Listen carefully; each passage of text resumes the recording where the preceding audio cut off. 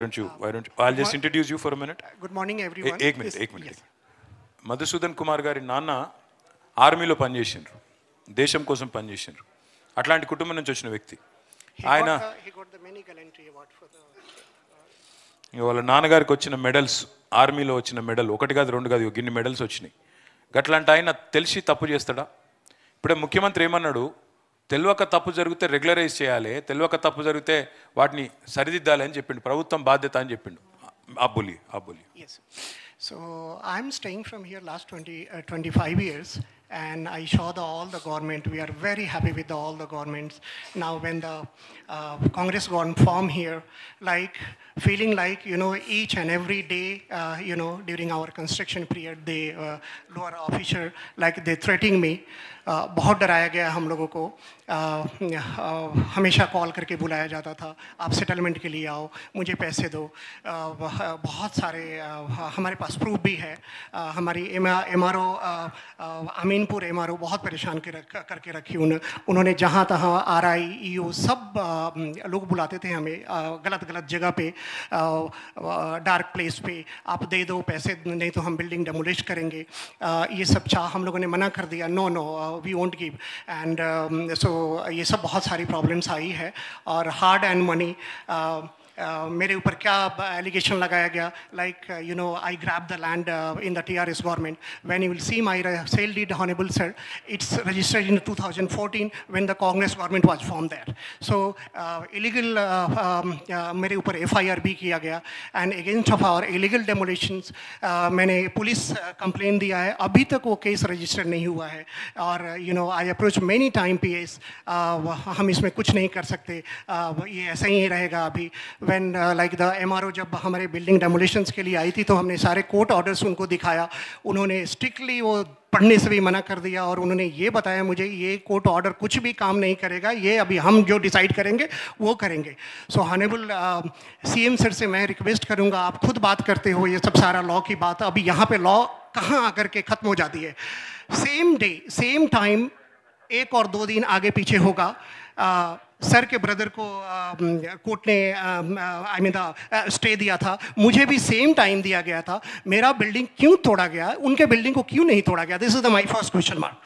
Second one, the supreme court and high court full bench judgment we have, you can't demolition on the Sunday, Saturday Sunday. मेरी building को they started 9 PM and 12:15 PM को demolish किया गया. Ranganathan sir ने court में क्या बोला कि हमने डेमोलिश नहीं किया, जबकि उनके डीएसपी वहाँ बैठ करके पूरी, we have the CC footage and everything, घर को तोड़वाया गया और इन लोगों ने क्लैप किया उस दिन आकर के हमने घर तोड़ा है. So we have small kids. CM sir से मैं रिक्वेस्ट कर रहा हूँ, बहुत सारे छोटे लोग हैं यहाँ पे तेलंगाना में जिनके ऊपर ये सब चल रही है. सो ये काइंडली सी दिस. मैं तो I am not your voter, I am from Bihar, staying here from the Telangana. जब भी मुझे प्रॉब्लम आती थी, when the KTR government sir, जहाँ मैं जिस ऑफिस में जाकर के कंप्लेन करता था, वहाँ बहुत positively, no Madhu, you all are my guest here, सारे प्रॉब्लम सोल्व कर दिया जाता था इमीडिएटली. किसी भी तरह की मुझे सर के गवर्नमेंट में प्रॉब्लम नहीं हुई. So what happened here? हाँ, यस सर.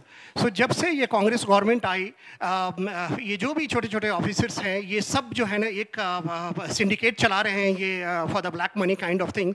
सो ऑनरेबल सीएम सर से मैं रिक्वेस्ट करूंगा, आपको तो ये सब चीज़ पता नहीं है, आपके नॉलेज में शायद ये छोटी छोटी बात नहीं जा रही होगी, बट ये सब सारे लोग हैं सर इसमें. सो काइंडली इस चीज़ को जो है ना, आप सीरियसली इस चीज़ को लिया जाए. और we have small kids.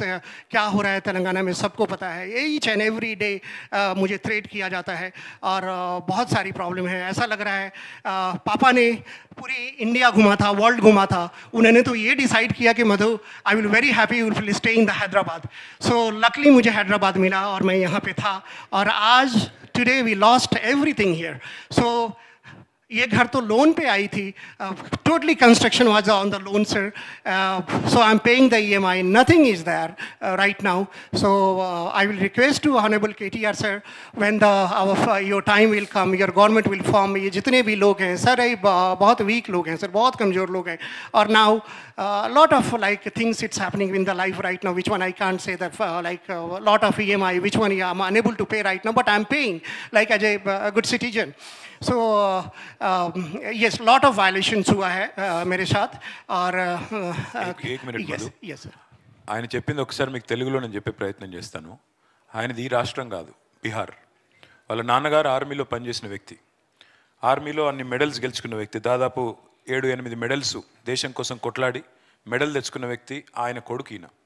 First of all అట్లాంటి తప్పు చేస్తాడా మీరు ఆలోచించండి. రెండవది, ఇక్కడికి వచ్చి హైదరాబాద్లో వాళ్ళ నాన్నగారు ప్రపంచం అంతా తిరిగిన వ్యక్తి. ఇక్కడికి వచ్చి మీరు హైదరాబాద్లో అయితే బాగుంటుంది నీకు నీ పిల్లలకు అంటే భార్యతోని పిల్లలతోని ఇక్కడికి వచ్చి సెటిల్ అయ్యిండు. సెటిల్ అయినాక ఆయన మన గవర్నమెంట్లో కూడా కొనుక్కోలే భూమి. 2014 ముందు, అంటే అప్పుడు కాంగ్రెస్ గవర్నమెంట్ ఉన్నప్పుడే భూమి కొనుక్కున్నాడు. కొనుక్కున్నాక ఆడ కన్స్ట్రక్షన్ స్టార్ట్ చేసిండు. లంచాలు అడిగిండట, MROలు, లోకల్ వాళ్ళు, మున్సిపాలిటీ వాళ్ళు లంచాలు అడిగిండ్రు. నేను ఇయ్యా అన్నాడు. ఎందుకంటే ఆర్మీ కుటుంబంలోకి వెళ్ళి వచ్చినాడు కాబట్టి నేను లంచం గించం ఇయ్యా, ఎందుకు ఇస్తా, నేను నిజాయితీగా సంపాదించుకున్నా, నిజాయితీగా కట్టుకుంటున్నాను, ఎందుకు ఇవ్వాలి అని ఇయ్యలే. కక్ష కట్టిండ్రు. కట్టి ఎంబడబడ్డారు. కోర్టు ఆర్డర్ ఉండంగా తిరుపతి రెడ్డి అని ఆడున్నది, ఏడున్నది ఆయన బొమ్మ, గాడున్నది. ఆ తిరుపతి రెడ్డికి మధుకు ఇద్దరికి ఒకటే రోజు కోర్టు ఆర్డర్ వచ్చింది. రేవంత్ రెడ్డి వాళ్ళ అన్న తిరుపతి రెడ్డికి మధుసూదన్కి ఒకటే రోజు కోర్టు ఆర్డర్ వచ్చింది. ఏమని? స్టే, కూలగొట్టొద్దు అని. ఆయనదేమో కూలగొట్టలే. ఈయనది రాత్రి 9:30కు ప్రారంభించి రాత్రి 12 గంటల లోపల 3 గంటల లోపల కూలగొట్టిండ్రు. కూలగొట్టినాక ఇంకా ఘోరం ఏంటంటే, ఇవాళ ఏ మనిషి అన్నా, మధ్యతరగతి మనిషి ఒక ఇల్లు కట్టుకుంటే లోన్ తీసుకుంటాడు. మరి లోన్ ఎవడు కట్టాలి? ఇప్పుడు నువ్వేమో వచ్చినావు, ఇల్లు కూలగొట్టినావు, లోన్ ఎవరు కట్టాలి? ఇప్పుడు మధుసూదన్ కడుతున్నాడు లోను, సచ్చుకుంటా కట్టాలి. ఏం చేస్తాం మరి? లోన్ తీసుకున్నాక బ్యాంక్ వాడు ఊకోడు మనం కట్టకపోతే. ఇక్కడ వీళ్ళేమో ఇల్లు కూలగొట్టిరు గవర్నమెంట్ వాళ్ళు, అన్ని కాయిదాలు ఉన్నాయి, కోర్టు ఆర్డర్ ఉంది అనగా కూడా కూలగొట్టి పారేసినారు. సుప్రీంకోర్టు ఆర్డర్ ఉంది శనివారాలు ఆదివారాలు కూలగొట్టొద్దని. అంటే హైడ్రా అనేటోడు, రేవంత్ రెడ్డి అనేటోడు, మేము సుప్రీంకోర్టు కంటే పెద్దోళ్ళం అనుకుంటాను. సుప్రీంకోర్టు చెప్పినా ఇనేది లేదు, హైకోర్టు స్టే ఇచ్చినా ఇనేది లేదు, మేము కూలగొడతామని చెప్పి మొత్తానికి ఆయన ఇల్లు కూలగొట్టిరు. ఇప్పుడు ఆయన ఏమంటుండంటే, పాపం ఎంత మాయకుడు అంటే ఆయన అంటుండు, ఇదంతా రేవంత్ రెడ్డికి ఎరక లేకుండానే జరిగిండొచ్చు, కాబట్టి నేను రేవంత్ రెడ్డికి చెప్తున్నా, జర నువ్వు అధికారులు బాగా ఓవర్ చేస్తున్నారు, వాళ్ళని కంట్రోల్ చేయని చెప్తున్నా. आप कह रहे हो कि चीफ मिनिस्टर को अनजाने में हुआ है? Yes sir. मैं कह रहा हूँ चीफ मिनिस्टर की पूरी जानकारी के साथ होता है ये सब कुछ. Yes sir. ऐसा नहीं है कि वो नादान है. ऑनरेबल सर, ये रेसिडेंस नहीं था सर, ये स्कूल था. I am piano teacher sir. So मैंने तो ये स्कूल एक तेलंगाना का फर्स्ट कंसर्ट प्लेस बनाया था, जहाँ पे छोटे बच्चे आकर के परफॉर्म करें, पेरेंट्स देख सके उस चीज़ को. ये भी नहीं समझा, स्कूल को तोड़ दिया गया है. दैट इज स्कूल अंडी, रेसिडेंस లేదు అండి, స్కూల్ అండి. నా ఇల్లు కాదు నేను కట్టింది, నేను చిన్నపిల్లల కోసం స్కూల్ కట్టినా, ఆ స్కూల్ కూడా కొట్టిన దుర్మార్గులు అని చెప్తున్నాడు. పిల్లల కోసం కట్టిన ఒక పియానో స్కూల్, పిల్లల కోసం నేర్పించినందుకు ఆయన పియానో టీచర్ అట, పిల్లలకు సంగీతం నేర్పించే స్కూల్ కూడా కులగొట్టిరు. కనీసం చిన్నపిల్లల స్కూల్ అని కూడా సోయలేదు వాళ్ళకని చెప్తున్నాడు. మా ఫ్రెండ్స్ బ్యాక్ సైడ్ అండి చిన్నపిల్లకి హాస్పిటల్ అండి, it's called kids care. That day honourable sir, it was the 6 patient was inside, the small kid 6-7 years old. They are taking the saline. सबको हाइड्रा टीम ने बाहर निकाल करके, छोटे छोटे बच्चों को बाहर निकाल करके हॉस्पिटल को डेमोलिश किया गया सर. गवर्नमेंट तो चाहती है स्कूल और हॉस्पिटल बने, कौन तोड़ता है हॉस्पिटल और स्कूल को? तो ये गवर्नमेंट ऐसी है, हम क्या कर सकते हैं अभी? So just we are suffering, we are बहुत क्राइंग. कुछ कर सकते हैं, बहुत कुछ कर सकते हैं, लड़ सकते हैं. డెమోక్రసీలో, ప్రజాస్వామ్యంలో ప్రజలు ఏం చేయొచ్చు? మరి హాస్పిటల్ గొలగొట్టిరు, వాళ్ళు వచ్చి మా ఇంటెన్కున్న హాస్పిటల్ కూడా గొలగొట్టిరు, మా స్కూల్ కూడా గొలగొట్టిరని మధుసూదన్ గారు చెప్తున్నారు. हम आपके साथ लड़ेंगे, आपको पूरी तरह हम लोग कानूनी तौर पे सपोर्ट भी करेंगे, और साथ ही साथ मैं आपसे वादा करता हूँ, आपके फैमिली से भी वादा करता हूँ, आपकी बच्ची को भी वादा करता हूँ कि जिस दिन हम वापस आएंगे आपको पूरा का पूरा whatever you have lost, I will compensate you, I will assure you that you will get it back. That is my humble. Manasi ఆయన బిడ్డ, మధుసూదన్ గారి బిడ్డ పాప మానసి. చూడు. Good morning KTR uncle. My name is, this is Mansi here. They demolished our house. रोना नहीं बेटा, रोना नहीं प्लीज. आप बोलिए जो भी बोलना है, रोना मत please. Good morning KTR uncle. My name is Mansi. This is Mansi here. कोई नहीं, अगर नहीं बोल पा रहे हो तो ठीक. अगर नहीं बोल पा रहे हो तो ठीक है बेटा, इट्स ओके, आप ले लीजिए please, take care of her. No I understand, it's okay बेटा, आप बैठ जाओ, please take care of your daughter please. Madhu, I will stand by you, I assure you. आप बेटी को देख लीजिए, क्योंकि I think please, thank you for coming अम्मा, thank you so much. And Mansi, sorry to put you in the spot here, my apologies for making your daughter cry, because I think she got emotional. Durgamma గారు గాలిపోచమ్మ బస్తీ గాజుల రామారం వచ్చిండ్రా? దుర్గమ్మ గారు వచ్చిండ్రా? ఎక్కడున్నారు? ఆ అమ్మాయిని రానియండి. దుర్గమ్మ ఒక అనాథాశ్రమం నడుపుతుంది, అనాథల ఆశ్రమం నడుపుతుంది దుర్గమ్మ. ఇక్కడ రామ్మా, ఇక్కడ కూర్చో. నమస్తే అమ్మా. మీరు దుర్గమ్మ మీరేమ్మా? కూర్చో, ఒకసారి చెప్పండి, మీకు ఏం జరిగింది చెప్పండి. ఇక్కడ రాబిట్ట, ఇట్రా బిడ్డను, ఇట్రా నా పక్కకు రా. మీరు చెప్పండి దుర్గమ్మ, ఏమైంది, ఎట్ట జరిగింది?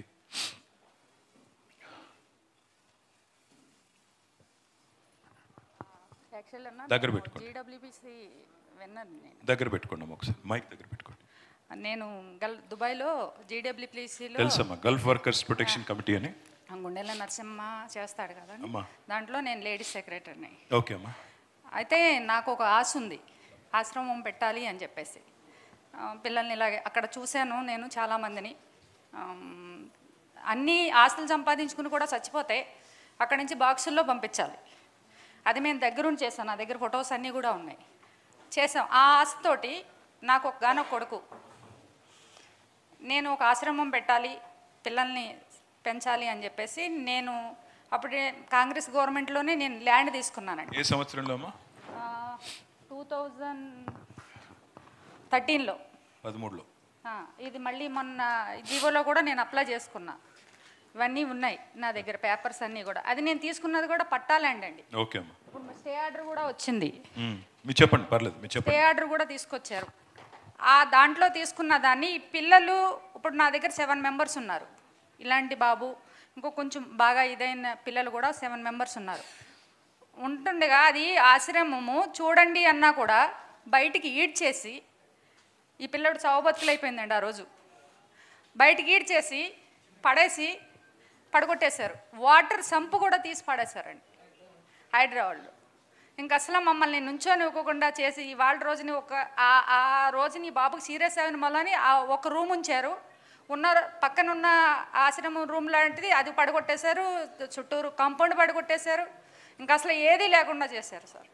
ఆ పట్టా భూముల్లో ఉన్న ఇళ్ళు కూడా చిన్న చిన్న పిల్లలు, వాళ్ళని కూడా బయటికి లాగేసి ఆ ఫ్యామిలీని కూడా వచ్చారు కూడా ఫ్యామిలీలు కూడా పిల్లల్ని తీసుకుని మరీ ఘోరంగా చేసి, మరీ దుర్మార్గంగా చేసిన ఈ ప్రభుత్వం, ఈ హైడ్రా మనుషులు మరీ వరస్ట్గా మాట్లాడుతున్నారండి.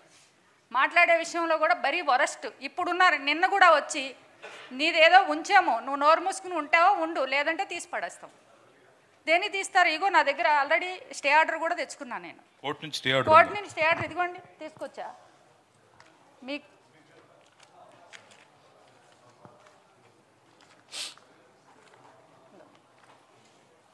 హైకోర్టు నుంచి తీసుకొచ్చాను.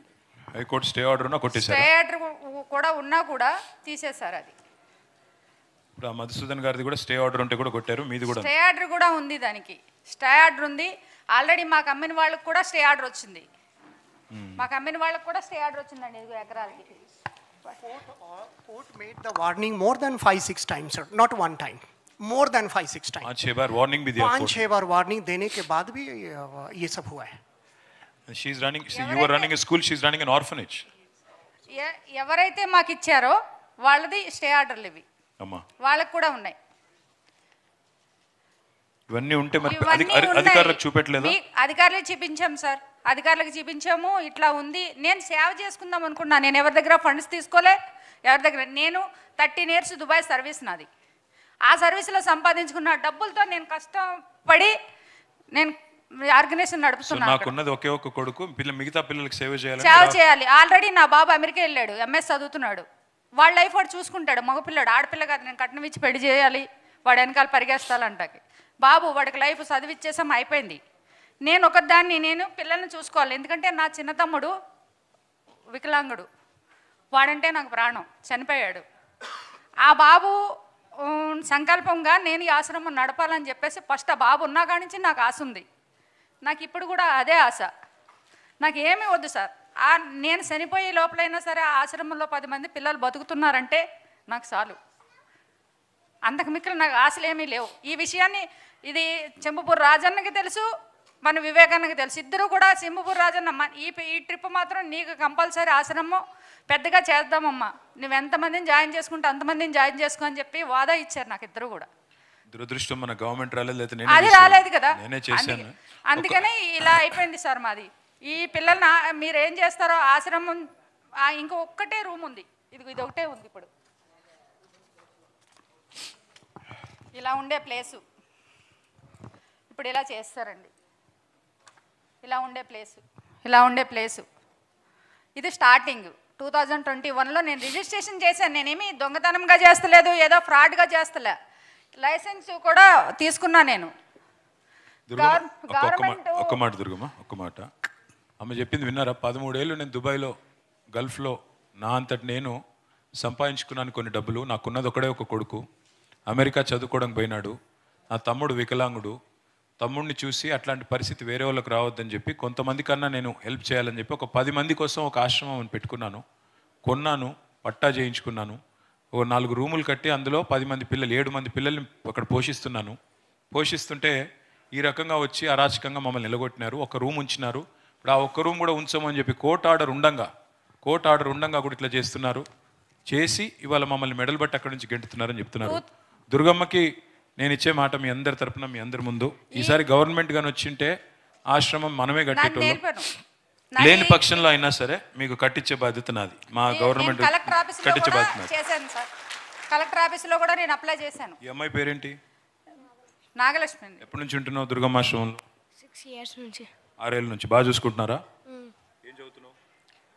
7th class. 7th క్లాస్ చదువుతున్నావా? ఎంతమంది ఉన్నారు పిల్లలు? 7 members. 7 మంది ఉన్నారా? అందరిని అమ్మ బాగా చూసుకుంటుందా? ఈ బాబుతో మాట్లాడండి ఒకసారి. ఇట్లాంటి రవి చెప్పనానా? రవి. ఎన్ని రోజుల నుంచి ఉంటున్నావు? 6. అక్క ఎలా ఉంటుంది నీ దగ్గర? మంచి చూసుకుంటుందా? నేను కొడుతుంగ తిడుతుంగ మంచి చూసుకుంటా. ఇట్లాంటి పిల్లలకి సేవ చేసే వాళ్ళని కూడా మెడల్ బట్టి నూకేస్తే వీళ్ళ మీద కూడా హైడ్రా పడగబట్టి కొడితే ఇంకా మరి గవర్నమెంట్ ఉన్నది ఎవరి కోసం మీరు ఆలోచించాలని చెప్పి నేను ముఖ్యమంత్రి గారిని కూడా కోరుతా ఉన్నా. ఇది పద్ధతి అయితే కాదు. మీరు చేయాలనుకుంటే పెద్దవాళ్ళని, ఇప్పుడు పెద్ద వాళ్ళు, మీ మంత్రులు, మీ సామంతులు, మీ తమ్ముడు, వీళ్ళందరూ కట్టుకున్న రాజభవనాలు ముందు కూలగొట్టు. లేదు నాలాంటి వాళ్ళ మీద కోపం ఉంటే మాయి కూలగొట్టు. కానీ వీళ్ళ కడుపు కొట్టి ఏం సాధిస్తుంది ప్రభుత్వం, దయచేసి ఆలోచించాలని చెప్పి ముఖ్యమంత్రి గారిని కూడా ప్రభుత్వాన్ని కూడా నేను కోరుతా ఉన్నా. తప్పకుండా శాసనసభలో కూడా దుర్గమ్మ మీ తరపున ఈ సమస్యను లేవనెత్తే బాధ్యత మాది. సార్ అందరికీ దయచేసి జూబ్లీ హిల్స్ ఎన్నికల గురించి ఇంకో దాని గురించి వద్దు, దాని గురించి వద్దు. మాలాంటి ప్రజలు అక్కడ కూడా అన్యాయం అయిపోతారు కదన్నా. మాలాంటి ప్రజలు కూడా అక్కడ జూబ్లీ హిల్స్లో కూడా ఈ ఆశ్రమం విషయంలో నాలాంటి వాళ్ళు ఎవరన్నా ఉంటే మీరు దయించి మన పార్టీ బీఆర్ఎస్కి ఏదో చేసి మీరు నెగ్గించే ప్రదేశం చేయాలని చెప్పేసి నాలాంటి ప్రజలు ఎవరైనా ఉంటే మాత్రం కంపల్సరీ కోరుకుంటున్నాను నేను. Thank you. ఇంకొక మాట అమ్మా, మన రవి కూకట్పల్లి నుంచి రవి వచ్చారు. ఇది తీసుకోండి అమ్మా, మీ పేపర్లు తీసుకోండి. మెల్లిగా బాబుని జాగ్రత్తగా తీసుకెళ్ళి. రవి కూకట్పల్లి నుంచి వచ్చి